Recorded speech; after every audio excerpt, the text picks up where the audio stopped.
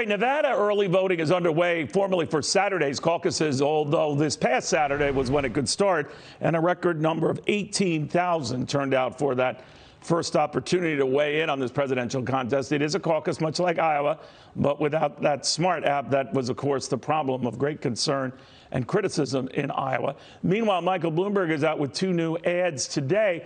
Now, the former mayor is fighting back against a 2016 tape that he says has not been fully shown to the American public. We heard him out on that and wanted to play the full tape for you to put it in the context that he says it deserves. Michael Bloomberg talking about farmers a few years back. Take a look. Think about the agrarian society lasted 3,000 years, and we could teach processes. I could teach anybody, even people in this room, so no offense intended, to be a farmer. It's a process. You dig a hole, you put a seed in, you put dirt on top, add water, up comes the corn. The information economy is fundamentally different. You have to have a different skill set. You have to have a lot more gray matter. All right, I don't know whether that helped his case or, to his critics' point and Bernie Sanders' point, made him sound very condescending, very arrogant, very anti-farmer or dismissive of farmers. But the Bloomberg campaign is saying he wasn't talking about modern farmers and trying to counter that the tapes with the policies and saying that he is consistent on this subject, that times change and the information processing world we live in today, that has changed as well. Let's get the panel's read on this. B. Riley Wealth Management Chief Investment Strategist Paul Dietrich. We've got Geltrude and Company founder, best-selling author Dan Geltrude, and Independent Women's Forum Senior Policy Analyst Patrice Onwuka in Washington, D.C. Patrice, ending with you, begin with you. Did that more extended version of those comments allay anyone of the view that Michael Bloomberg was being very dismissive? No, I don't think it did, Neil. I think, unfortunately, this follows along a series of former gaffes or maybe tapes in the past that Bloomberg has made comments that are upsetting different constituencies, and I don't think that it's going to help. I mean, you know, suggesting that the agrarian, he's talking about past agrarian societies compared to today, it may seem to those who actually make a living with through farming that he has no clue what he's talking about. So I don't think it helps him. You know, Paul, it is interesting these tapes come out day by day, almost like a Pez dispenser release. The more serious his campaign looks. So are we going to see more of this? We are going to see more of this. And I think this is kind of a crazy media thing. I live on a farm.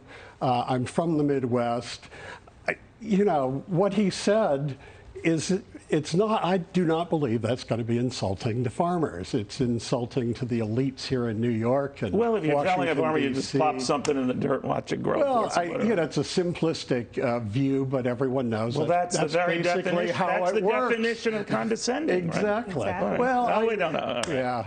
Well, you're a farmer, Dan, in yes. New Jersey, and I'm just curious. And you're right. We could pick, you know, words that he has said, and many other candidates said years ago.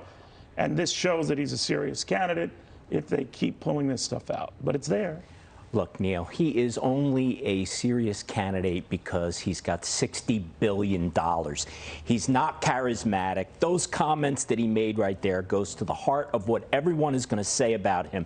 He is not a man of the people. He's an elitist. He's so far removed from everyday life. He really doesn't know what it's like for the average American, and I just don't think he can buy his way through that. All right, well, that's the rap he gets a lot, Patrice. And I'm just wondering, though, and we were talking about it during the break, I mean, it's all about the math. And you know, to get to, you know, 1,991 delegates, and given the apportionment voting that goes on here, we get 15% of the vote, and you share the delegates, there is a good case to be made that no one is going to have enough to close the deal on a first ballot. I raised that with Jane Sanders, who positioned it to say, yeah, but if my husband enters the convention in Milwaukee with the most delegates, that should be enough. But that isn't how you secure the deal. No, I mean, you're going to have to figure out how to bring together coalitions of individuals who voted for your opponents. And unfortunately, Mike Bloomberg is, from what I can see, he hasn't been reaching out across the aisle to any of the other candidates. I think the other candidates, in fact, are trying to position him as the wrong choice entirely and burning potential future bridges. So it's going to be difficult for him. Now, will bringing Hillary Clinton on the ticket help him? I think absolutely not. Those are just the rumors. Well, no. I mean, I don't think that she has the star power, the credibility. She certainly has denigrated her own standing with a lot of Democratic voters, not to mention the general electorate over the past few years, after her loss. So, you know, I don't think it's going to be a blockbuster ticket. I think it's going to be a busted ticket, frankly, with the two of them on it.